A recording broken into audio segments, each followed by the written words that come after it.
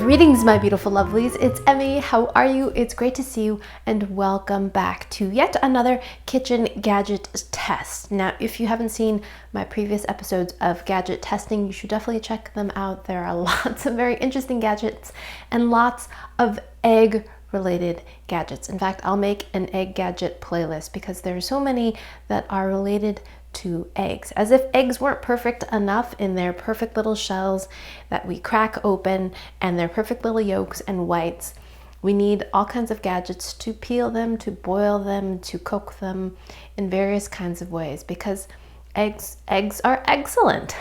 I'm gonna try to do as many egg puns as possible if I can remember. They are both made by Dream Farm.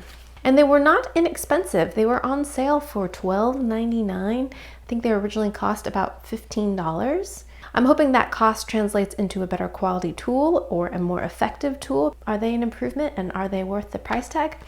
I don't know. That's why we're here to test them out.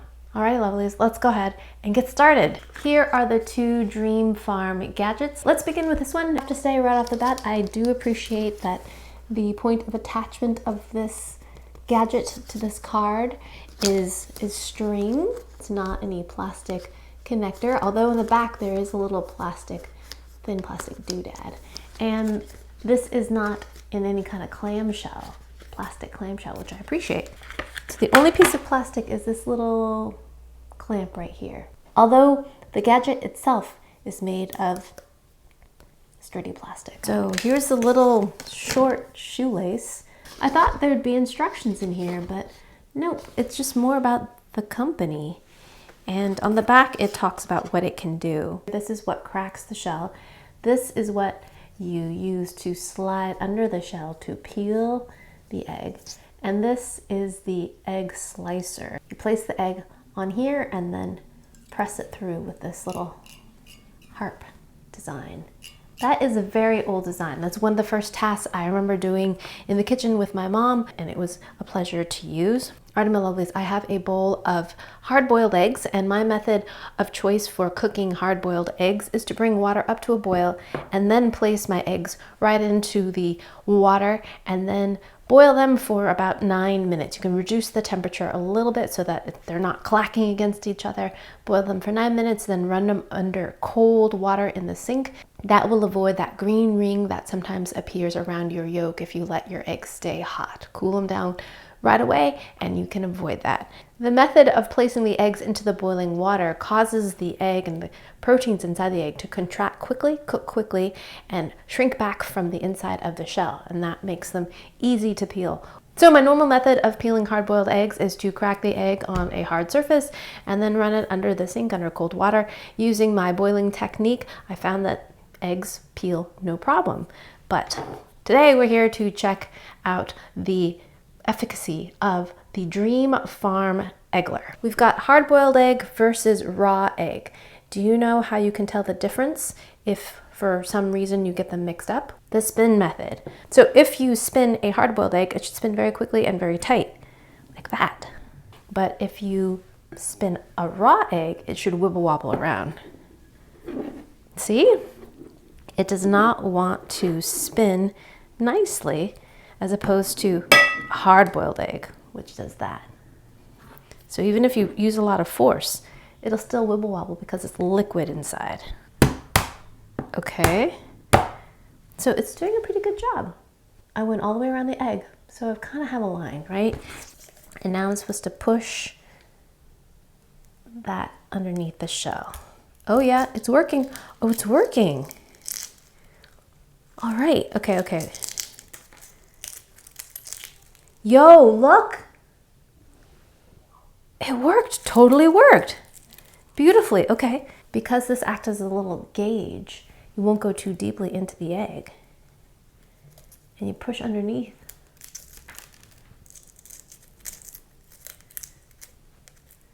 And peel your egg. Whoa, look, it comes off in just one piece. I think that boiling method also helps too. But look, beautifully peeled egg. Gorgeous, give it a little rinse. Yo, beautiful. Is it faster than just the regular old method, which is water, tap, tap, tap, tap, tap? tap, tap, tap, and then just peel. If you use that boiling method, it doesn't really take much time to peel the egg at all. But the Eggler might have been faster. I don't know. That initial tapping did take a little bit of time. So maybe not. Boom.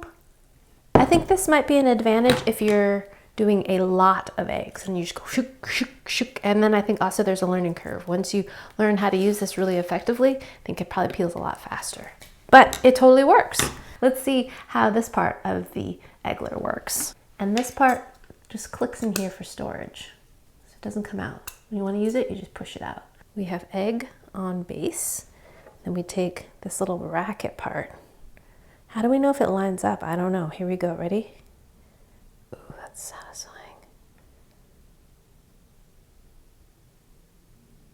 You have to use a lot of pressure. Oof. It worked. Look at that. Beautiful. I want to know if I can do it in the other direction now, so I can get like really chopped egg, you know, if I'm making an egg salad. So we'll put it this way and we'll see if it will chop it this way. So yeah, it definitely is easier to use with two hands. Now my wires aren't lined up. So it works, but it's hard to line it up because there's nothing from the base that extends to the top so it lines up properly. So this isn't sinking all the way down this time because the wires are touching the bottom. But it does slice it. That's actually quite beautiful, isn't it? We're big fans of egg salad in our house, so this might be fun to do egg salad, although I just cut it up with a knife. I don't know. If it motivates the kids to make their own egg salad, maybe. All right, dump it in. And the results of the chopped egg. One chunk that didn't slice up neatly, but the rest, very nice. Nice and even. All right. This totally works as advertised. Build quality is sound, and it does exactly what it says it's supposed to do. I think there's a little bit of a learning curve to use both parts of it, since this is my first time in terms of lining things up and in terms of getting used to getting the shell off. But yeah, I think this is a pretty good product. Would I pay $15 for it? Probably not. Lastly, let's see how well it cleans up in the sink. This part cleaned up really well. This kind of little tennis racket piece, nothing got wedged in there. But this one, I did get some egg kind of stuck in the bottom and I had to tap it pretty hard in the sink to get some egg that was wedged in there.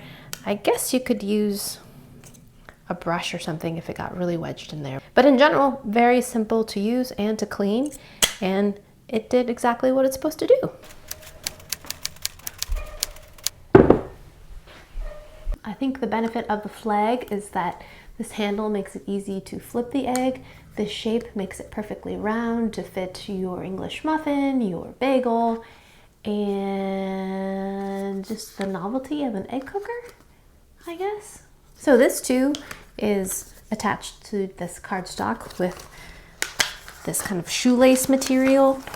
I guess you can make gift tags or something with these. The card has no instructions, but just some verbiage on the back on how to use it. Oh, I guess Flegg's unique seed channel ring. The yellow part is the seed channel ring. Design uses the egg's weight to seal it against a pan and then holds the cooked egg in its ring to flip, lift, and serve. We're almost there. You want the water to really dance on the surface of the pan. The reason why this is important is because you want your pan to be hot so that foods don't stick as much when you put cold oil in the hot pan. Now we're going to take our Flegg and place it in the pan. I'm going to raise it up a little bit so that this nylon part's not touching the pan. And I'm going to crack a large, this is a very large egg, right into the Flegg. Let's see if it leaks. It says no leaks.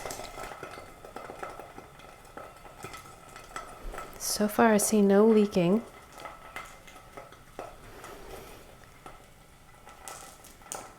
Sizzling, but no leaking. That's good. Since we preheated the pan and put cold oil, it's not sticking, which is great. we can rotate it, which is kind of nuts. I guess we just flip it like we flip a normal egg. Can't lift it yet, can you?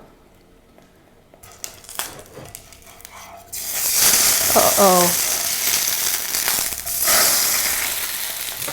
I don't know about that. That seemed a little bit more than I wanted to do. Did I do that correctly? Okay, so we'll loosen, and then we can just lift the egg up. Just hold the egg like that. Wild. And then squeeze it onto a plate.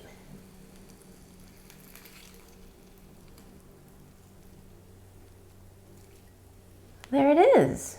I don't know, I feel like I should do that again. Still have to flip it like that. Squeeze and drop. Yo, it totally worked. Oh, but look, there's still some egg inside. I don't think that'll be hard to clean. Ooh, beautiful. That's exactly how I like my eggs. This did work as advertised, and I do like the thoughtful design. I like that you can store it flat.